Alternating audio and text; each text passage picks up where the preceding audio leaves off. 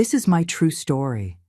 After everything I gave him, the birthdays I planned, the meals I skipped so he could eat, the nights I stayed awake when he was sick, he stood there, looked me in the eye, and said, "You embarrass me." I didn't cry. I didn't even blink. I just stared at the boy I raised and realized he was gone. The next morning, he left for work without a word. By the time he came back, the house was empty. No furniture, no photos, no mother, just a letter on the kitchen counter. You won't believe what I wrote inside, but before I tell you, comment where you're watching from and what time it is there, and please subscribe so my voice doesn't disappear the way I almost did. I raised him alone. From the moment his father walked out and never came back, it was just me and that little boy with stormy eyes and a laugh that made strangers turn their heads. I worked 2 jobs, cleaner by day, waitress by night, so he could have shoes that fit, hot lunches in his backpack, and birthday cakes that didn't come from a discount shelf. I never bought myself a single new dress in over a decade. My hands cracked from bleach and detergent, my feet blistered from years of unpaid overtime, but I did it all with a smile when I saw him sleeping peacefully under warm blankets I washed every other day. When other children went on school trips, I made sure he did too, even if it meant borrowing $20 from a neighbor and pretending I had change when I returned it. He was a quiet child, smart, observant, and kind at times. But there were always moments where I felt like he kept a distance, even as a boy. He never hugged me unless prompted, never said thank you unless reminded. I told myself it was just his personality, that maybe boys grew out of affection and back into it later. So I waited. I waited for him to grow up and look back and see what I had done, not for praise, but for acknowledgement. When he graduated high school, I clapped louder than anyone else. I even made a little sign with his name on it using cardboard from the back of a cereal box and red marker. He looked embarrassed when he saw it, but I thought maybe he was just overwhelmed. He didn't say thank you. He just said the car ride home was too long. Still, I kept believing. I made every meal for him when he came back from college for holidays. I offered to do his laundry, even when my fingers were stiff from age. He started speaking less, spending more time with his girlfriend, later his wife. I was never rude to her, even when she corrected the way I folded towels or rolled her eyes when I mentioned childhood memories. I smiled through it. I stayed out of their way. I gave them space. I thought that's what love was supposed to look like: quiet, patient, invisible. When they bought their first house, I gave them money from the savings I'd kept in a tin box behind the pantry. I said it was a wedding gift, but it was more than that. It was a piece of me. The hours I cleaned toilets and folded strangers' shirts and served meals to people who never looked me in the eye. I gave them that money without hesitation, even though they never asked me to move in, never offered a room, never said I could come stay. I kept renting my own small space until arthritis made climbing stairs difficult, and one morning, after nearly falling in the shower, I called and asked if I could stay for a few months, just until I healed. He agreed, but his tone already had distance in it. When I arrived, I brought nothing but one suitcase and my medication. I offered to cook, to clean, to help in any way I could. They said no, just rest. But it didn't feel like kindness. It felt like containment. I noticed things almost immediately. They kept certain plates aside. I was told which mugs to use, which chair to sit on, which shows not to change on the television. My presence wasn't a blessing. It was a burden. I could feel it in every glance between them, in every whispered conversation I wasn't supposed to hear. I tried to shrink myself smaller every day. I kept my footsteps light, my voice quiet, my needs minimal. I thought maybe if I stayed out of the way long enough, they'd warm up to me. But the warmth never came. There was only frost. Once I tried to make his favorite soup. I remembered how he used to eat 3 bowls of it when he was 7. But when I served it, he said it tasted too salty and dumped it out without even finishing 1 spoonful.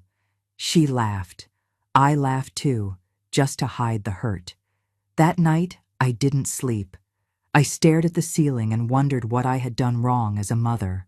Why the boy I loved more than life itself treated me like a stranger. Maybe I loved too hard. Maybe I gave too much. Maybe some people don't know how to receive love when it's silent and sacrificial. But still, I stayed. Still, I hoped. I hoped that one day he'd look at me and see his mother again. Not a burden, not an embarrassment, just a woman who gave up her youth for his future. I watched them live their lives from a distance of a few feet. I watched them leave for vacations I wasn't invited to. I watched their friends come over and pretend I didn't exist. I watched the smile on his face when he spoke to everyone except me. And I stayed silent. Because mothers do that. We swallow the pain. We hold our tongues. We convince ourselves it's just a phase, that love doesn't always look like love. But deep inside, something was breaking. And it wasn't loud.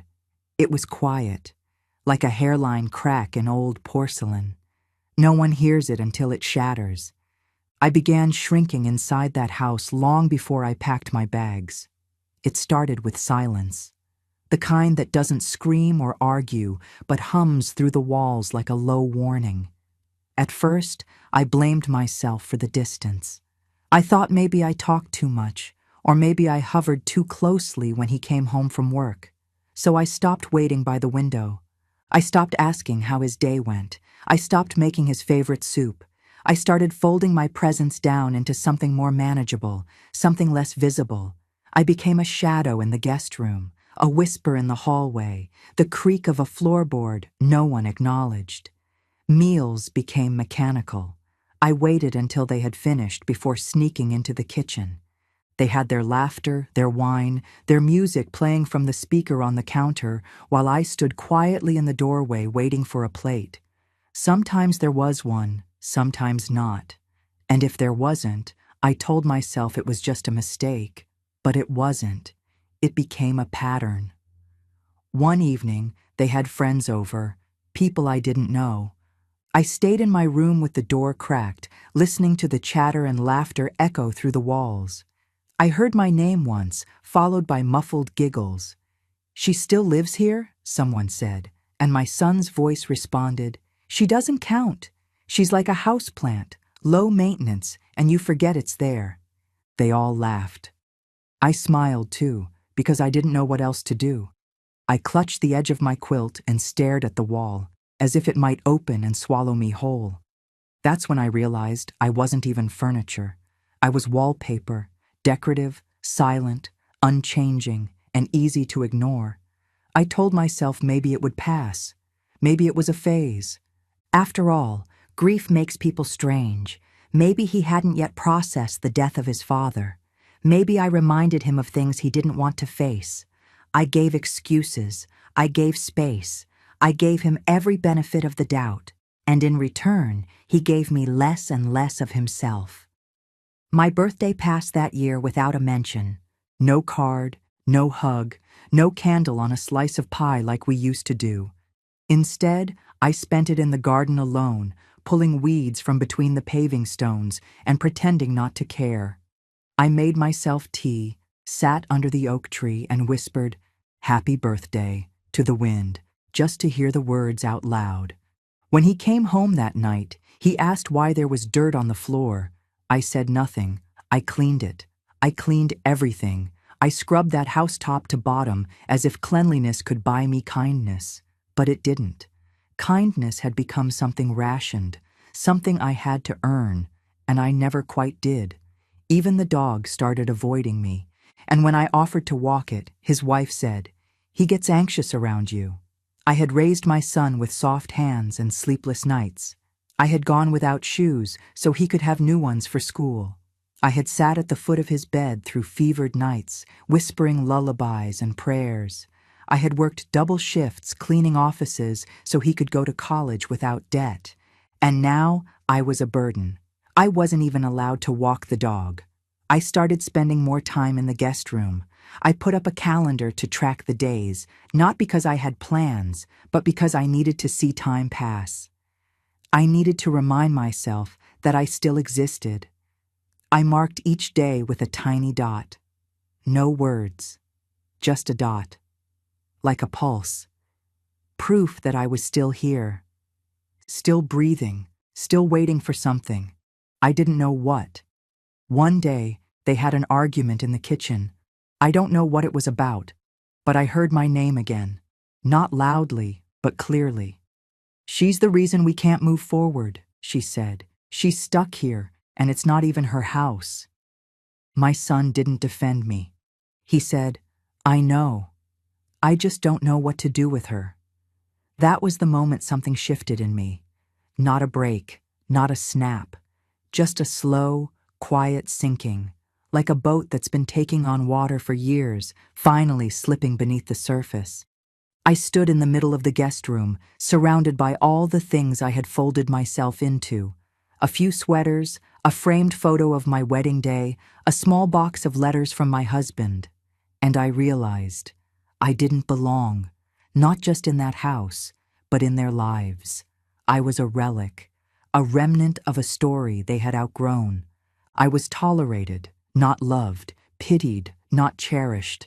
The woman who once held his hand through night terrors was now the embarrassment who couldn't be trusted to use the microwave without supervision.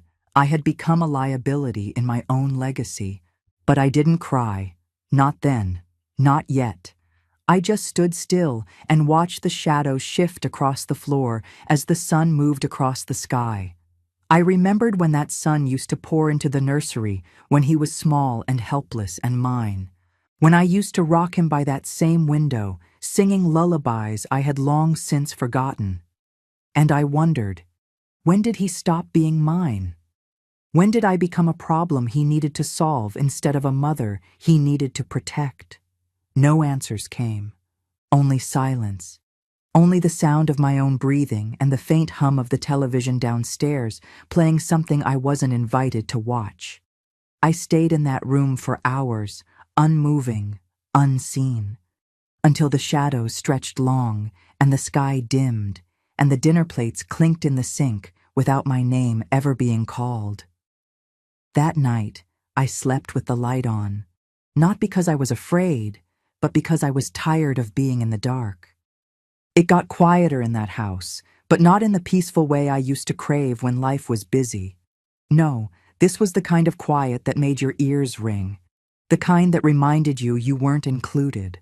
It crept in during dinners I wasn't invited to, during laughter that didn't pause when I walked by, during those moments when I'd knock on the door and hear the shuffle of feet and whispers like I was some stranger interrupting something intimate. I started cooking only at night, not because I preferred it, but because I didn't like being watched. I used to be proud of my hands, how fast they moved across a dough bowl, how steady they were when I sewed, how gentle they became when I stroked my son's head as a baby. But now those hands just felt like a burden. I couldn't even reach for the fridge without hearing a sigh or a muttered comment about how the old folks just eat everything and do nothing. I began rationing myself. I wouldn't touch the orange juice. I stopped using the hot water. I avoided the living room like it was forbidden ground. They never said it, but their eyes did. This wasn't my home anymore. I was a guest, overstaying a welcome that had never truly been offered. I remember once dropping a glass, just slipped from my fingers. I apologized before it even hit the floor. I apologized while picking up the pieces. My son didn't say anything. His wife just looked at me like I was an animal that needed training. The next day, the glassware was changed to plastic. No one said anything, but I knew it was because of me. The deeper pain wasn't in the exclusion. It was in the redefinition of who I was. I wasn't mom anymore. I wasn't ma or mama or even a woman with a name. I was a problem, a thing to manage, a background prop that ruined their aesthetic. They had guests over once, people from his work. I remember hearing someone ask who I was, and my son said, "She just stays in the guest room. She's family, kind of." That kind of felt like a cut I didn't see coming. I sat behind the closed door of my room, staring at the floor, hearing their wine glasses clink and the sound of casual jokes drifting down the hallway. One guest laughed and said something about how parents these days live too long and never leave, and I didn't even hear him correct it, didn't hear him defend me. Maybe he agreed. I didn't cry that night. I wish I had. It would have meant I still had some softness left, but what I felt wasn't soft. It was dense, cold, like I had been compacted into a shell that was no longer needed. I used to tell myself that they were just stressed, that things would change, that someday he'd hug me again and say, "Thanks for everything." But that day never came. Instead, I began to shrink myself, bit by bit, until I could vanish from their day without them noticing. I timed my footsteps to when music was playing. I flushed the toilet only when the shower was on. I'd open my window instead of turning on the fan. I became invisible to protect their comfort. But no one protected mine, not even when I was sick. I had a cold once that lasted nearly 2 weeks. Not once did he ask if I needed medicine. His wife left some tissues on the table, but I'm not sure if that was for me or coincidence. They'd go out for dinner and leave nothing behind, not even a note. I started keeping crackers under my pillow, just in case I couldn't make it to the kitchen, just in case I wasn't allowed. I kept thinking about how I used to tuck him in at night, how I'd wipe his tears when the world scared him, how I stayed up those long nights when he had a fever. And now I couldn't even ask for an extra blanket without being a burden. The irony wasn't lost on me. I had become the ghost of the woman I used to be, still breathing, but no longer invited to the living. My world became smaller. 4 corners of a guest room, 2 thin pillows, and memories that looped like a broken film reel.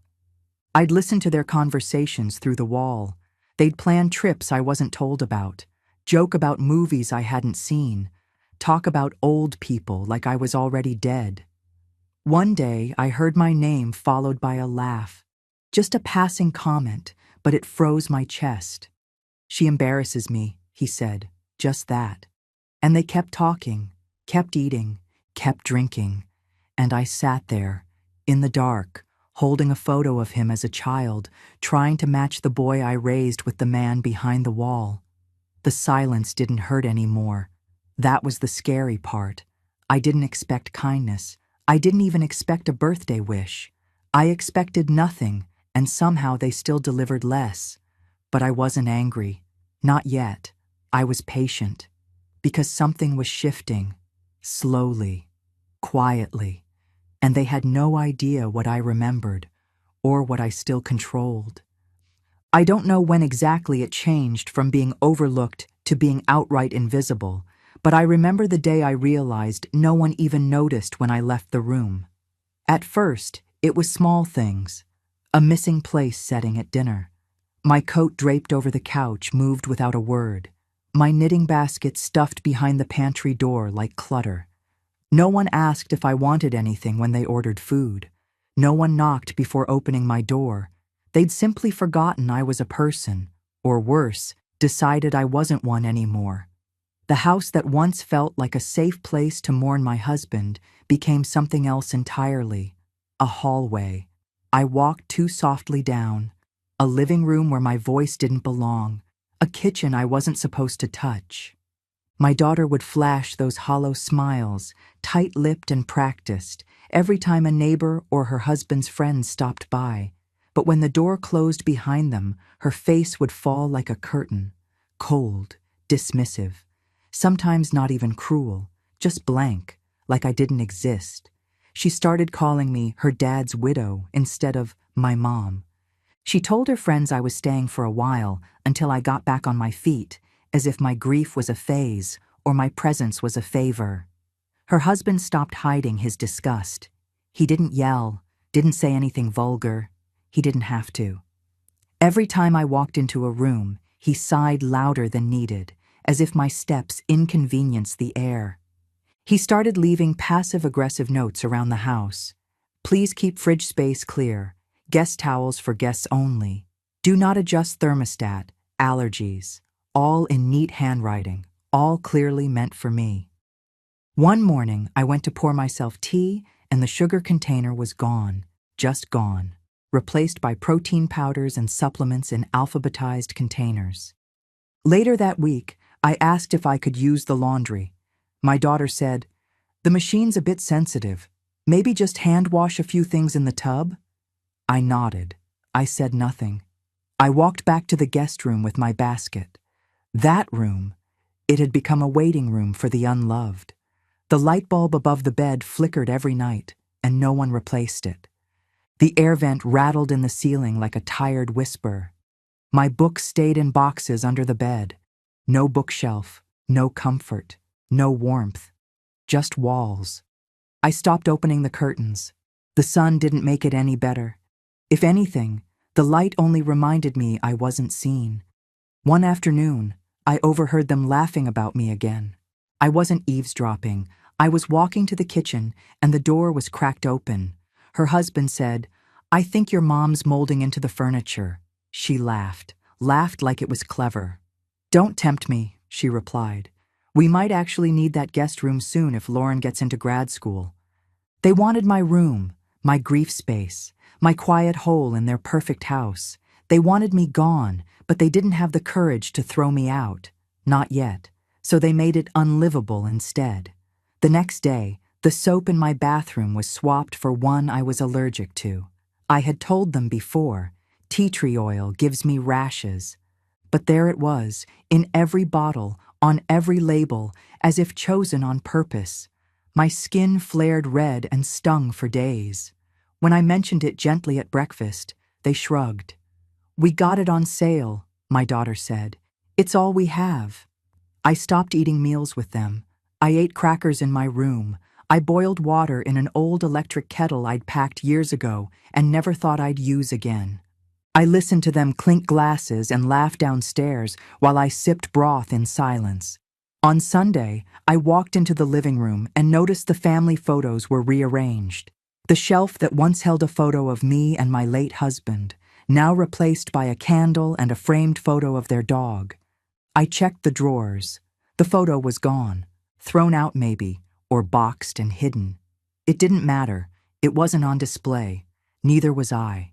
One night, I crept out of bed and stood in the hallway. Just stood there, barefoot, in silence. I looked at the family portraits on the walls. One by one, my face had disappeared. Cropped out, replaced, forgotten. Like I'd never lived in that house. Like I'd never held her as a baby. Like I'd never buried the love of my life just a few years before. I remember placing one hand on the wall for balance and feeling it. This cold, solid truth humming beneath my skin. I didn't belong here, not anymore. But it wasn't pain, not that night. That was the moment something else bloomed, something sharper, a slow, clear sense of readiness. Not revenge, not yet, just a gentle unraveling of patience, the kind that doesn't announce itself, the kind that writes everything down and remembers who signed the deed. I walked back to my room without a sound. The hallway never echoed for me. I stopped asking for anything. I stopped sitting in the living room. I stopped eating what they ate or speaking when they spoke. I was tired of being corrected, tired of being told which chair was for guests and which seat at the table was too close to his spot. I became something that moved only when necessary and breathed only when unnoticed. I memorized their schedule. I memorized the sound of their footsteps, the clang of their spoons against their coffee cups, the way the front door slammed when they left in the morning. I memorized everything because I had nothing else to hold on to. That house was no longer a home. It was a performance, and I was no longer part of the cast. I was the forgotten stagehand no one thanked, the invisible extra who was never meant to speak. He had started leaving notes on the fridge instead of speaking to me. "Don't eat this. This is not for you. Please don't rearrange the fridge." I had never rearranged the fridge. I had never touched what wasn't mine. But the notes multiplied like warnings, reminders that I was a burden, not family. One night I heard him mutter something to her in the kitchen, something about me lingering like mold, and how he couldn't wait for her to stop feeling guilty. I wondered if she still did feel guilty, if there was even a flicker of recognition in her that I was her mother, that I had raised her alone when her father died in the crash, that I had folded her clothes and worked double shifts so she could have birthday cakes and new shoes and school trips. I had erased my own wants to build hers. I had packed her lunches with handwritten notes inside when she was 12 and going through that strange silence kids go through. I had sat in the bleachers in the pouring rain when she played soccer in high school, even when she barely looked at me afterward. I had chosen her every single time. And now I was something that embarrassed her. I was something that didn't match their decor or their conversations.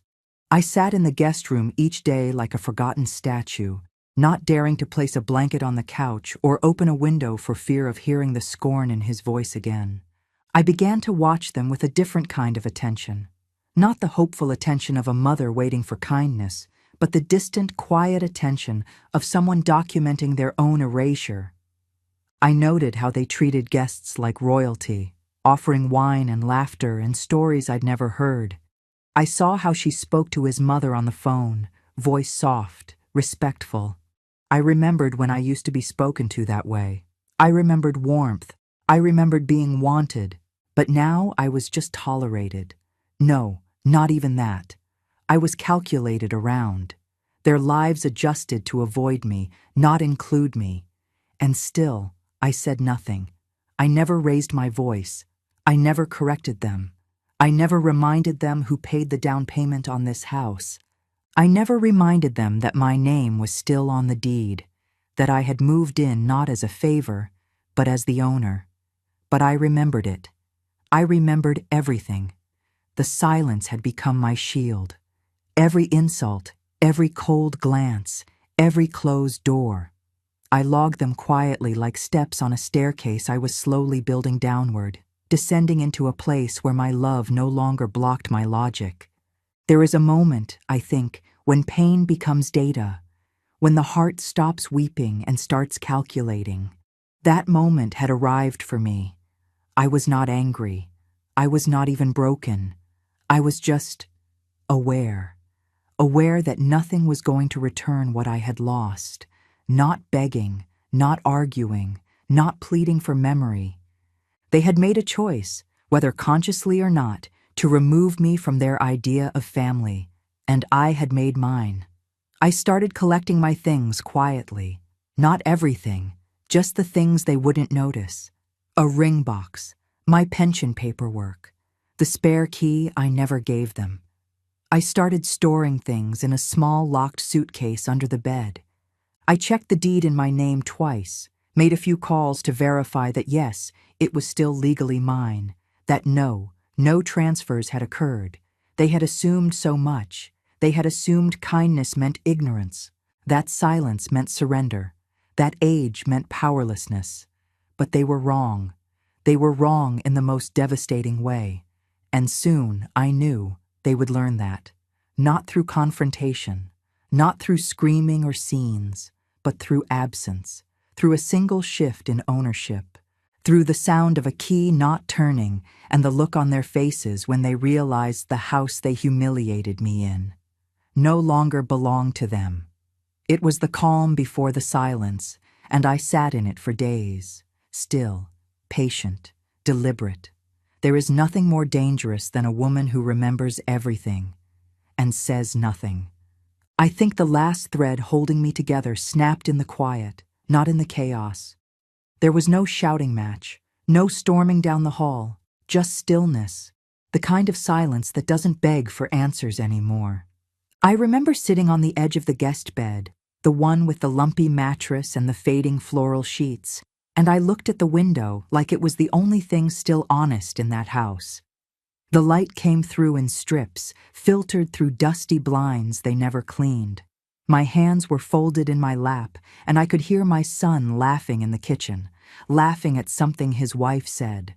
Their plates clinked, the coffee maker hissed, and for the first time, I didn't care what the joke was about. I didn't care if they were laughing at me.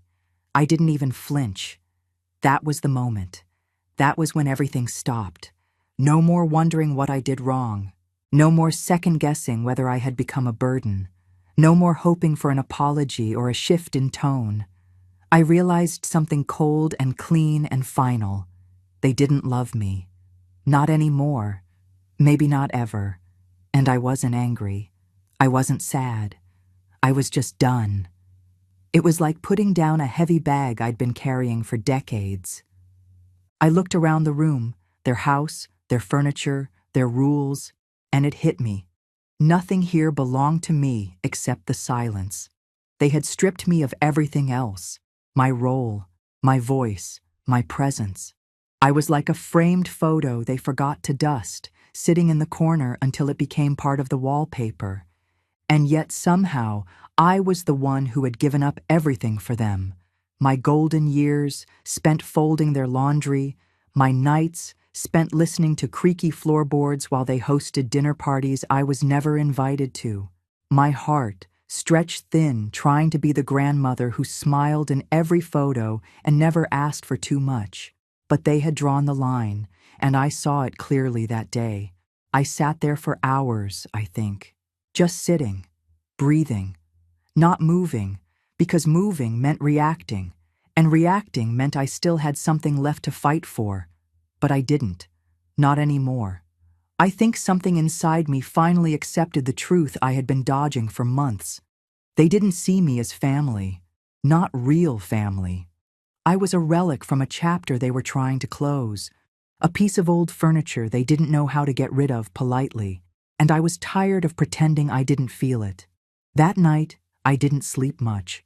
I lay on that lumpy bed, fully dressed, staring at the ceiling. Every breath felt like a countdown. Every hour that passed felt like a page turning. And when the sun rose, something in me had already changed. I stood up, washed my face, brushed my hair, and folded the little clothes I had left. I didn't cry. I didn't tremble. I didn't make a sound. I just began moving through the house like a guest who knew their visit had expired. They didn't notice. They never did. I ate a single slice of toast. I made myself a cup of tea. And I watched as my son walked right past me on his way to the garage, car keys in hand, without so much as a nod. That was all the confirmation I needed. That I didn't matter. That my years of raising him, of loving him through broken bones and bad grades and late-night tears, they had all vanished into some black hole of memory he no longer accessed. He had a new life now, a wife who saw me as an intrusion, a job that took his mind elsewhere, friends who probably didn't even know I lived here. And the saddest part? I was okay with it, not because I wanted to be, but because clinging to anything else would have destroyed me. Acceptance was my last weapon, and I wielded it like a blade. I didn't pack a suitcase that day. I didn't storm out with luggage or slam the door. I simply sat down at the small desk in the corner of the room, the one they let me have for writing my silly letters, and I began making a list. A quiet, ruthless list.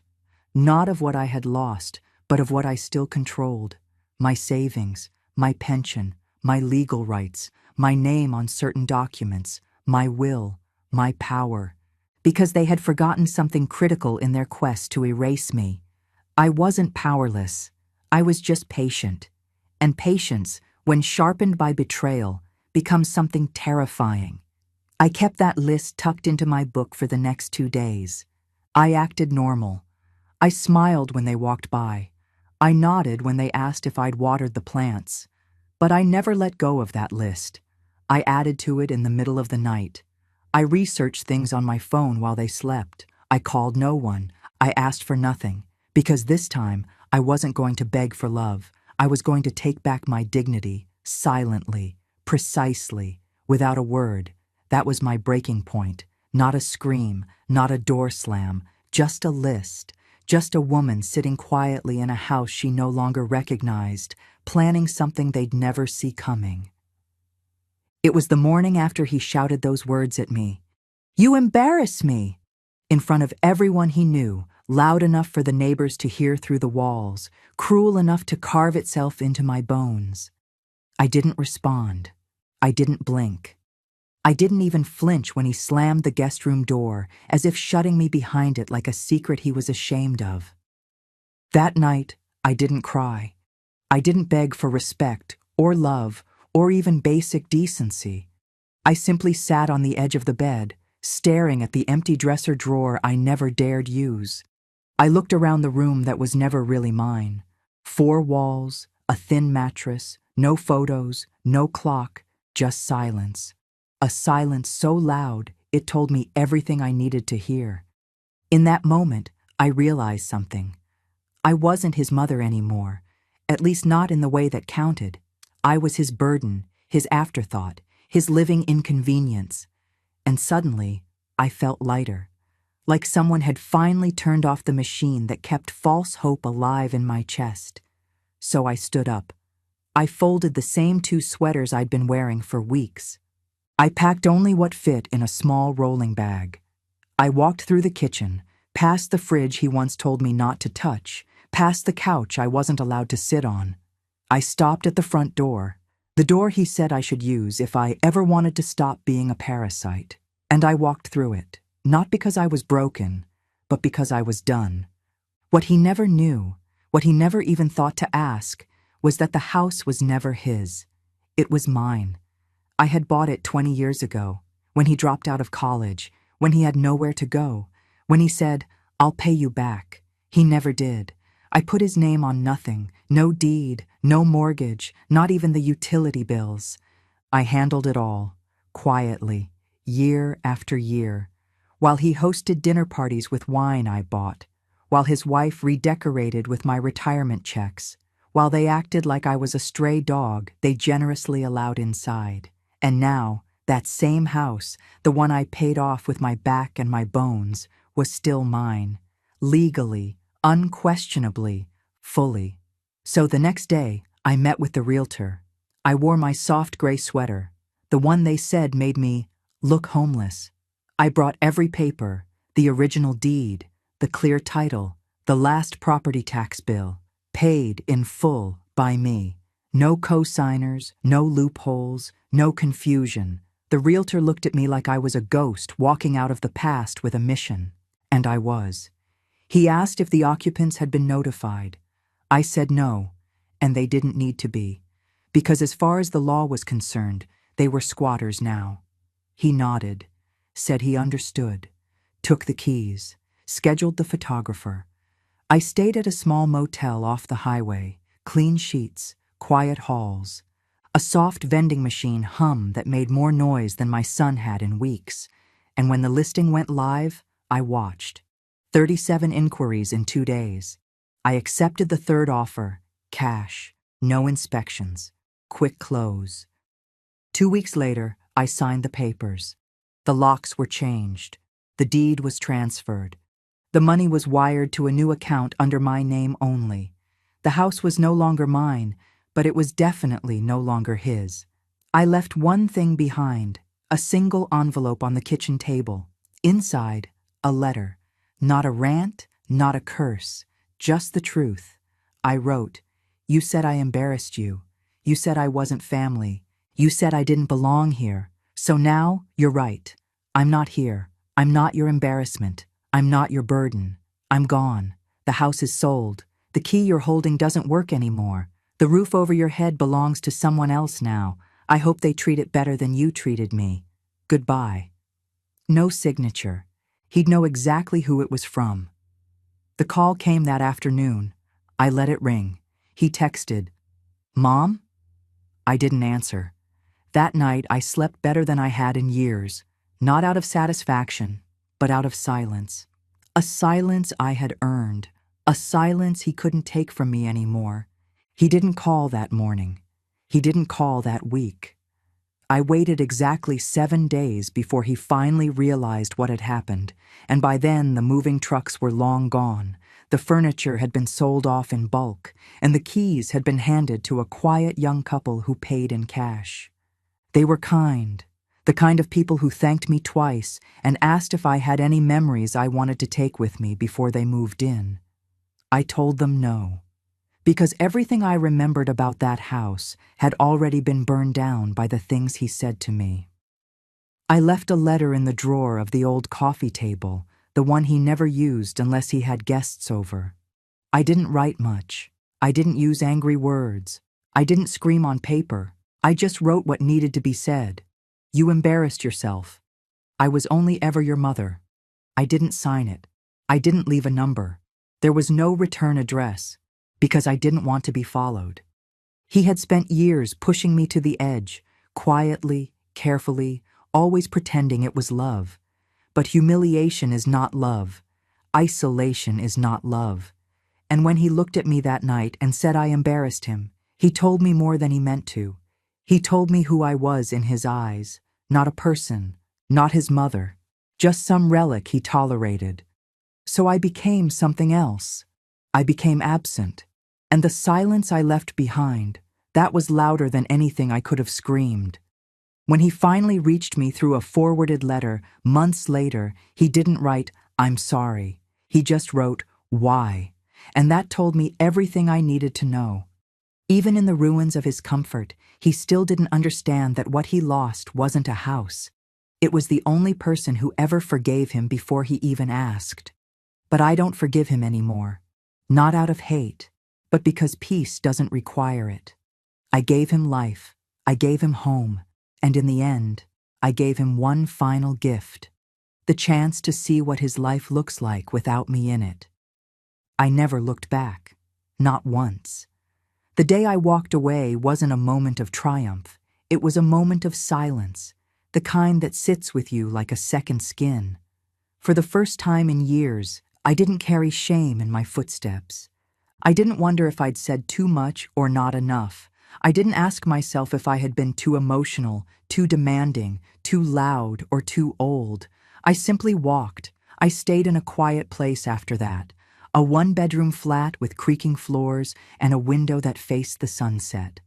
I planted a small pot of herbs on the sill, and every evening I'd make myself a simple meal and sit with the stillness. Nobody judged the way I chewed. Nobody rolled their eyes when I told a story from the past. Nobody sighed when I forgot the time. And that peace, that quiet, felt like something I had earned. Not because I was perfect, but because I had finally stopped apologizing for existing. My son's voice still echoes sometimes. You embarrass me. It doesn't make me flinch anymore. It just reminds me how far I let him drift before I realized I was the only one reaching. There's no anger left in me, no storm, just the deep, endless calm that comes when you realize your worth was never meant to be negotiated. I gave him everything, a childhood full of bedtime stories, scraped knees cleaned with gentle hands, sacrifices he never saw and never thanked me for. And in return, all he saw was a woman too old to shine in the background of his life. That day I sold, everything was not a punishment. It was a release. I freed myself from a house that no longer held warmth. I freed him from pretending to care, and I walked into a new chapter where I no longer needed to beg for love. I may be old, but I'm not invisible. I may be quiet, but I'm not weak. And if protecting my heart means vanishing from the lives of those who mock it, then so be it. This is the end of my story, or maybe just the beginning. Either way, the door is closed now. The key no longer fits, and my absence speaks louder than my presence ever did. What would you have done in my place?